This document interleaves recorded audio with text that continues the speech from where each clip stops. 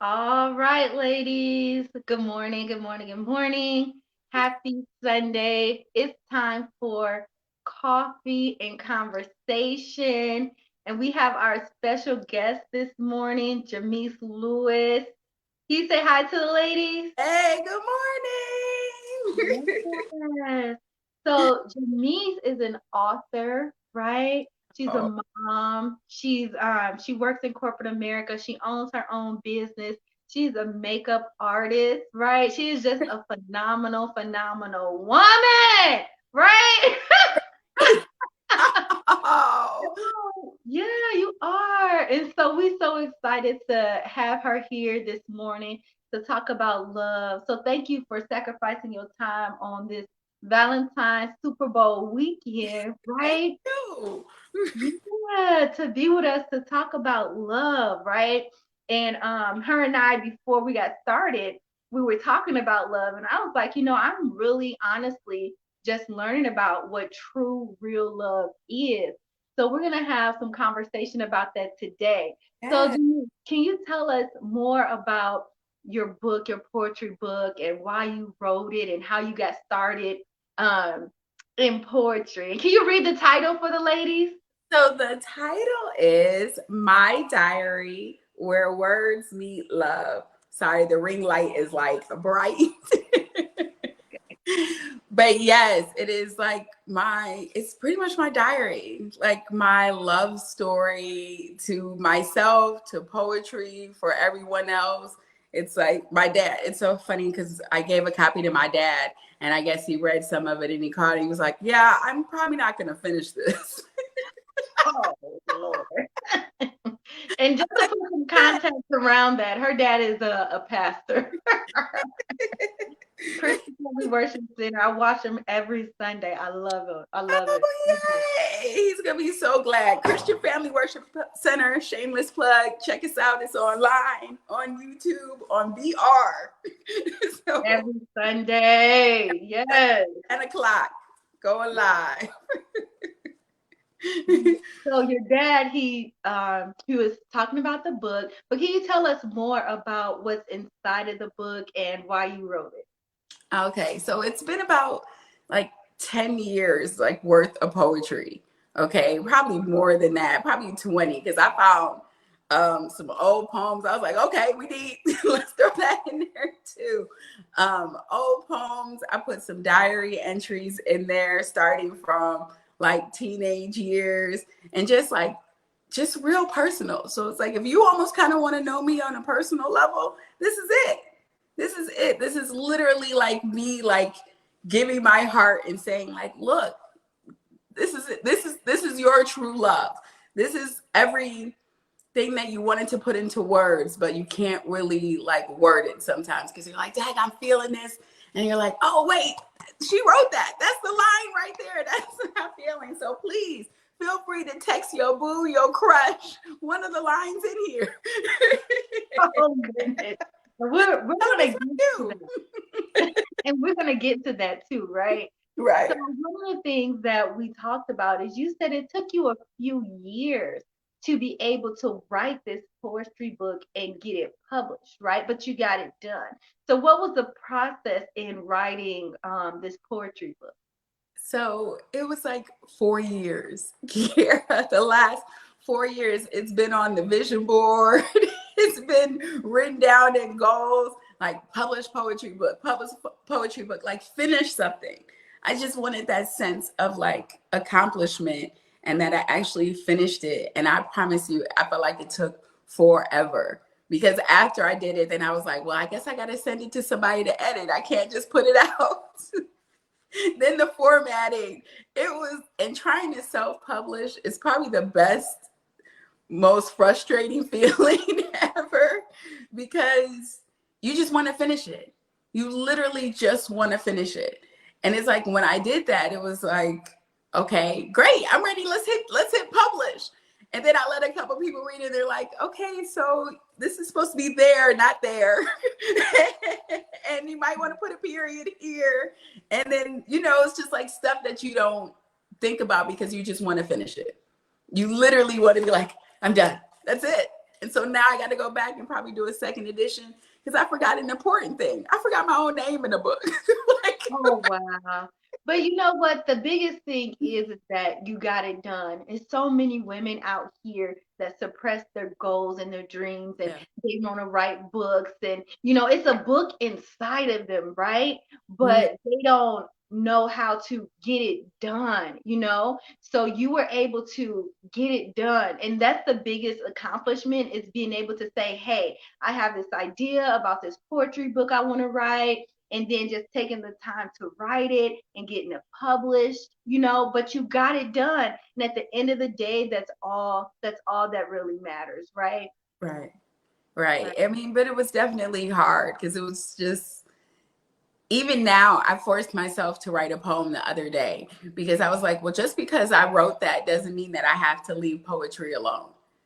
It doesn't mean that I have to just stop writing or I'm saying, okay, check, check to list off the box. And that was it. And for a minute it was. And then I thought about it like, no, I can't just stop. Like I have to keep going. It definitely jump started me working on like book number 2. And I'm like, okay, so when am I going to finish that? It's a process. Yeah, it is a process, right? Because the vision, it continues to grow, right? Right, So you finish this book, and now God is like, okay, well, it's time to write book number 2. And then the vision is growing, right? So right. can you tell us the relationship between your alignment and listening to God and growing the vision? Ooh, I feel like God just always kept putting people in my like space or would say like, so when you gonna publish this, like when you gonna publish a book, when you gonna put it out there, when you gonna finish it. It would be like random, or I would go to a poetry venue or something and people were like, so when you gonna put that in a book? And I'm like, dang, okay, God, like, so you want me to write a book? And then I have to give credit to Carl because he was really the one that was like, okay, so are you going to finish this?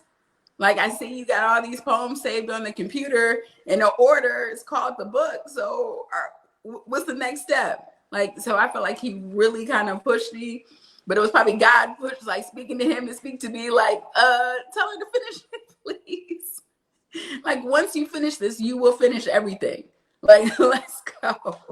Yes, and I love how you mentioned Carl. For those who don't know, Carl is her man, and it's so important to have that support behind your goals and dreams. Because what those people will do, they will push you, Mhm. right, to where you need to be. Because sometimes we get so bogged down with everything that's going on in our lives that we forget about our own goals and dreams and we suppress them because so much is going on, right? So Yes. just having him there to say, hey, you started this. This is great. You just need to complete it and just get it done. This is what you said that you were going to do. So Yeah. just having him and that accountability is amazing. Support from men it's essential if you have a man Yeah. in your life because just like he's supporting you, you're supporting his goals and his dreams and you're pushing him to greatness, and Yeah. we need that in our lives. So we're talking about relationships. So can you tell us more about what are your thoughts on love and raising to love and just being in love? What are your thoughts about Oh, that? Because it is God. Valentine's Day weekend. It is Valentine's Day weekend. I would say my thoughts on love is you got to love yourself first. Mm. Because if you think about it, you got to love yourself and you got to love God. Think about all the relationships you've ever been in. If the guy never loved God or never reverenced a higher power, the relationship wasn't good because there was no love in him. So it's like our trauma maybe had some sort of bond together. Like we found something that we had in common, maybe that sadness, that brokenness. But how about we find that God in each other? It is just so like, it makes a huge difference. Even from like kind of watching reality shows. And I know this is a cheesy thing, but I'm watching the show yesterday and the guy gets sent home. But he was mentioning like different comments throughout the show, like and not talking about any other religion or anything, but he was kind of talking about Comedicism and all this other stuff. And you could tell that he wasn't like kind of spiritually vibing with all the other ladies on there. So if everybody on there is like, oh, Jesus, and you on the other end, there's not going to be that connection. You need someone, whether you're Buddhist, Muslim, whatever, you need to have that common spirituality goal, because it just makes it better. It really makes it better. It makes it stronger. You got to have a guy who references something higher than himself. Has to, because then he'll respect you. Yeah, I love that. And I love how you talk about, just being equally yoked, right? Because Right. you can have like some of the same things in common, but that spirituality, that hit differently, right? If you're dating somebody who is spiritually aligned, it's a different energy, right? Right. Especially when it's about spirituality, right? Because that's Right. how we all connected, is through the spirit, right? Right. So so can you read us one of the passages out of your poetry book? Ooh, let's see. I'll read you the one that was kind of like my love letter to God. Oh, Because we got to start somewhere. Yes, and there is God in the book, because that is, it's just like us. We can love the world, we can love ourselves, we can love everything. We still got to love God. And I feel like that's what kind of makes us like human, to be able to talk about sex, love, God, like, or God loves sex, whichever order. But you got to be well rounded. yeah. So let's see. It's called Be Focused. So be focused on me because I'm focused on you.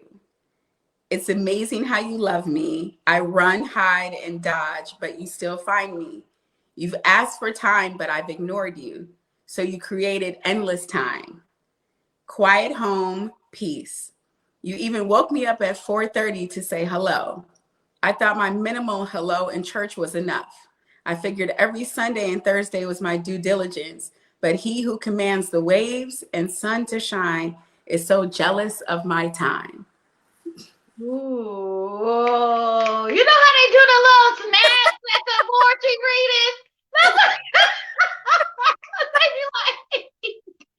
Yes, that was so good. And it's so true, right? We get so distracted from God and his love Right. for us, right? And our love for him. And within these last 2 years, I've really been spending so much time with God.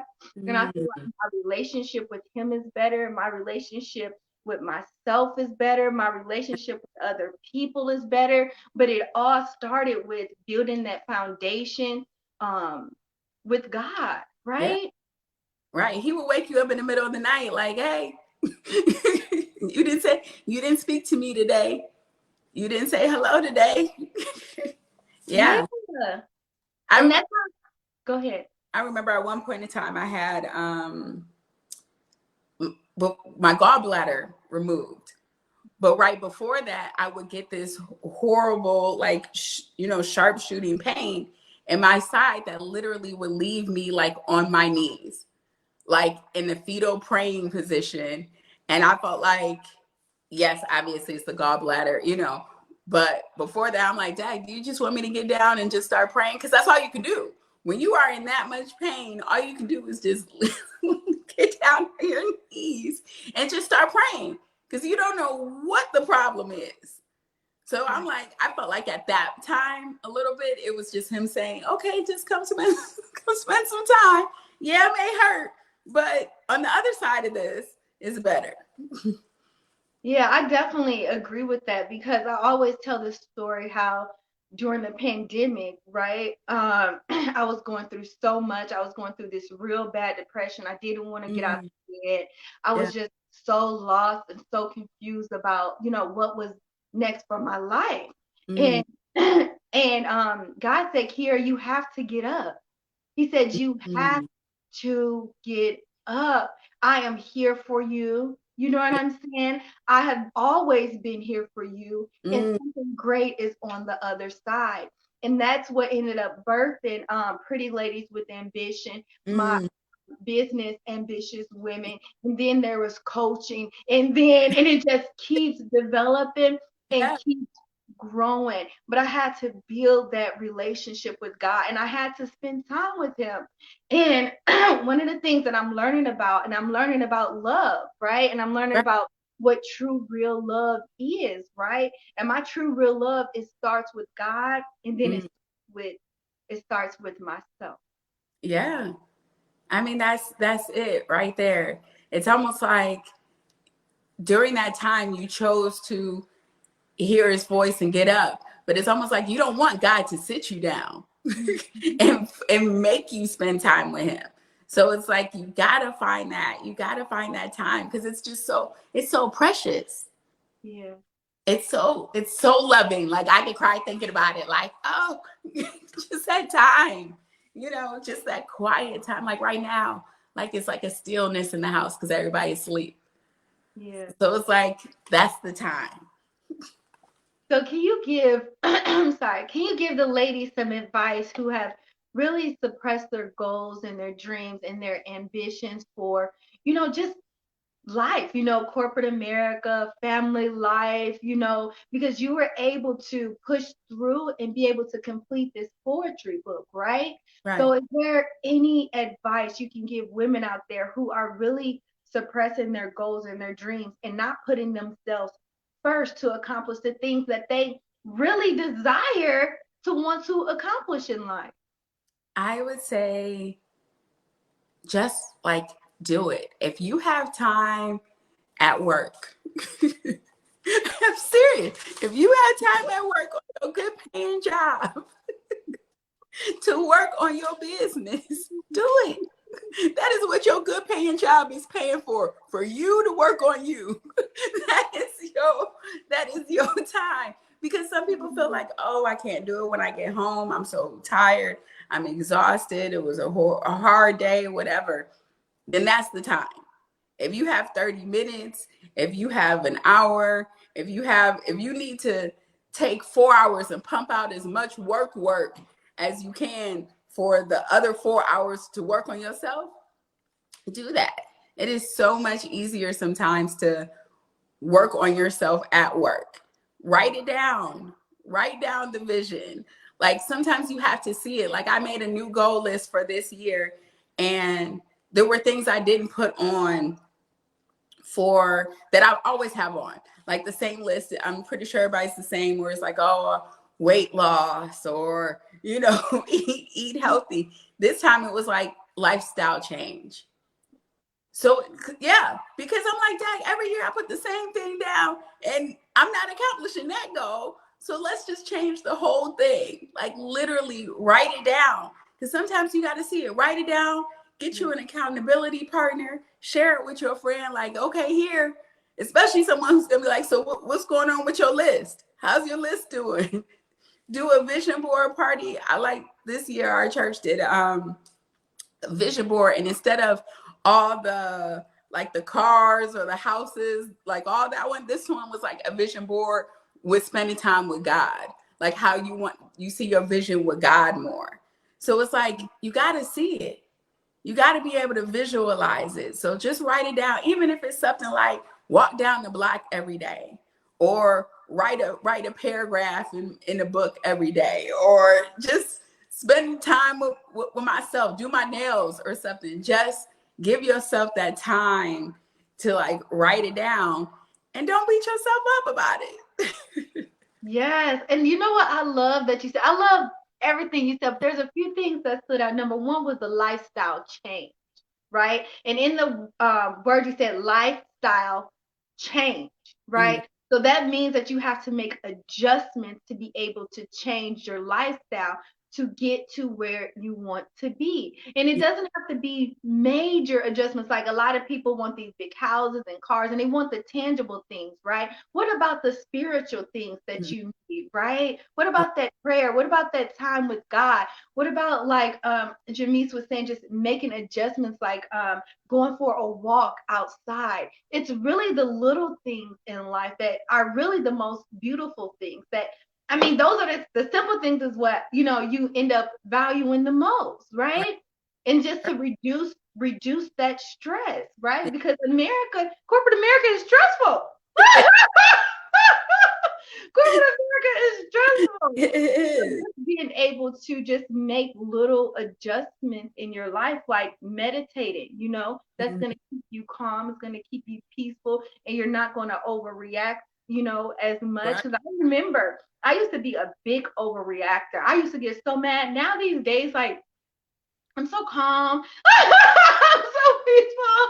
I'm like, it'll get done, things will happen. Like my conversations are different these days that I'm having with people. The people that I'm attracting into my life are different. I'm learning about love and all these different things, right? Because I decided that I wanted better and I wanted more, in my lifestyle. And it really wasn't about, like she said, like all the tangible things, because to get the tangible things, you have to do something in the spirit first. Yes. Right.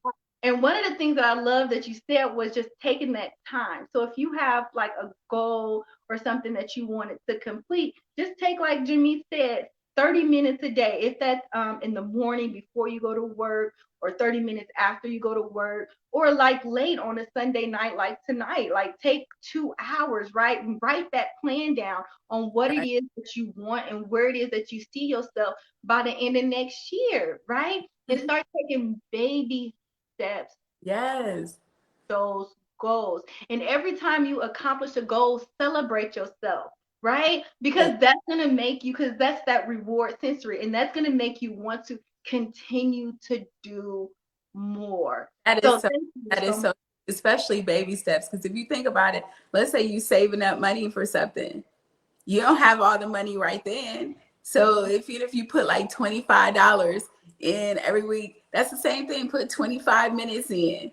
Like it's just that simple. Because you're like, dang, I'm never gonna get this. I'm never gonna. No, you are. It's gonna take some time. And time right now is going so fast. Before you will know it, we will look up and you and me will be saying happy New Year, because it'll be 2023. One of the things, Jamise and I, because there's conversations before and conversations after, right? So before we were talking about, I just turned 37. Jamise just turned 40. Like we have maybe like 45, 50 years, left. And so when I leave this life, I want to be like, you know what? I left a legacy behind for my family, right? When I start having kids, right? And that's what we want to do. We want to leave legacies behind, like writing a book. Her kids will always have, that Jamise was a poet and she wrote this book. Jamise had this business. She was a makeup artist, right? Not only did we have those spiritual things, but we also had those tangible things. We had real estate, we had land. There's life insurance policies, so the kids can financially celebrate when you go. And I mean that's true. Yeah. I'm like, okay, let me make sure this is in place. Yeah. Oh, that's true. You have to, because if you think about how people built wealth, and I know this is, our little side, but that's how they built wealth, was literally the life insurance. Please, please, please, everyone, do not let that lapse, because that is the first thing that people let go. Do not let that policy lapse. That is how you give wealth to your kids. I mean, well, you pray that the kids don't blow 30,000 and they actually invest it. But if you start teaching them, then they would, or set it up so it's like they can't take it all at once. Like 10,000 has to be used for business or something. Like you can do that. All these things are possible, but please, please, please do not let that policy lapse. We don't want to go fund you. We don't. And that's what you know what I love is that the fact that you said you'd want to teach your children, right? So Right. when you're gone, right, they have the wisdom, the knowledge, the skill set that you transferred over to them, so they'll be able to make those better decisions financially and in life, right? Yeah, right. And then teach them love. Teach them love too. To bring it back to full circle, yes, teach your kids love. Give them a hug. Literally, just give them a hug. Turn the TV off. Turn the phone off. I think our time, especially like when my son is on a car ride to school, and it may not seem like a long time, but it's like that's the time to say like, okay, how was your day? What's our goals for the day? What we doing today? How'd you sleep? You mad at something? What's going on? And I aggravate him if he's quiet. Why are you so quiet? Now's the time. Yes, it's just that's the time. Just take that moment. Even now he just woke up. I'm like, okay, good night. Right. And that's one of the things our psychotherapist, Katie Hagman Antiri, she always talks about being mindful and being present in that moment, right? So when you have time with your family, you're just mindful, right? Right, About the quality time that you spend together, even if it's on, you know, that ride to school with your child, right? Just be right, mindful and listen to them on their way home. Like, how was your day? That question, just how was your day? And don't accept good, because I got nieces and nephews, they be like, good. I'm like, good. Well, what happens today? What did you right. learn today? You know, like kind of just dig just a little bit deeper, you know, get to Got know. to. And go through their phone. Don't be afraid. These kids are loving, and we gotta make sure they're loving themselves and loving each other and not spreading hate or bulliness or getting bullied or whatever. Just look once a month, once a week. Take the time to look, because you'll be shocked. You think you know them. You're like, oh, I got it, and you be like, whoa, it's a whole new world out there. Yeah. Yeah, Yeah. I definitely agree. And being mindful of social media right now with the children, you know. Uh, and I want to go back to the love, right? Because that's what's missing. Even I'm seeing a lot of kids getting into fights in school, and it's just so much going on. And it's Right. like everybody is missing the love. So we have to bring back love and embracing each other and caring for each other. And how about just being kind, right? just be kind to somebody today, you know? Like open the door, if you somewhere, open the door for somebody. Just smile, you It's know? it's like the pandemic either brought out the love or brought out the hate. Hey, It yeah, was literally, and you would think because of some people had so much loss, or you watch so much loss or so much isolation, that you would want to give like love, you know? And I guess it's just hard. I guess that's what I'm trying to figure out is like, what happened? Like, what happened? What happened to the love? right. Like, So literally, a lot. like, let somebody in traffic. Jeez. Yeah. So it was a lot that happened at one time, you Yeah. know, pandemic. So I can see where the anger and frustration come from and depression. I was there, right? But Right. then I said, Kiera, you can't be in the world like this because this is messing with your Yeah. emotions. So every day I would look at the news and I would look at this and it's like, this is wrong, this is wrong. And I'm like, oh my God. And my emotions were all messed up, right? So now I meditate, I pray, I work out, I journal, and I found peace inside of me. So no matter what goes on in the world, right, it's not going to bother me emotionally, right? And so Right. that's what's happened. That's what's happening with a lot of people is, Find uh, love. Find the love. Find the love with yourself. Find the love with God. Because you're right. It'll make you love somebody a little bit better. Allow you to give grace to some people. You'll be like, okay, you must be having a bad day. Come on, you need a hug. Let's bring it in. And it's like, I get it. It's the pandemic. We feel like we can't hug. Just give somebody a hug sometimes. Sometimes we forgot how to hug because we're like, oh, it's so much fear and all this. Oh, I'm going to catch the virus and all this. You literally can catch it by just touching the doorknob and touching your face. So if you're that concerned, just give somebody a hug. Literally, I think if you just took the time to hug somebody who you know needs it, it could change their day and probably change yours. We need that connection in that loving on people. It's that touch. Like I used to hug random people. They're like here. I'm like, oh, I thought I knew them. You know what? They probably just needed a hug. And drink your water. But anyways, ladies, this has been such a beautiful conversation. Thank you so much, Jamise, for coming on Coffee and Conversation. Thank you so much, ladies, for staying the 30 minutes and watching. You guys can get Jamise's poetry book. You can get that on Amazon. I'll be posting all of the links after that. And Jamise, is there anything else you want to leave with the ladies about love, right? Before we go. I will leave. Hold on. I thought I had. Okay, so I'll leave a line with you. It's called Open to Love. And it says, I've made that transition, the one I have been waiting for, the day when I could merge friendship into lovers, laughter into love, hugs into kisses. You have filled me. Sweeping away with your sarcasm, I laugh. I am far gone, sailing in the shores of love. I am afraid and excited all at once. I see beyond forever with you. You comfort me. Rebirth my heart. It sings with my soul. Yes! I will have to go to a poetry reading. I need that. Like, you need this for your spirit, right? You need it for your soul. So, all right, ladies, y'all have a good night. Morning. Bye, ladies.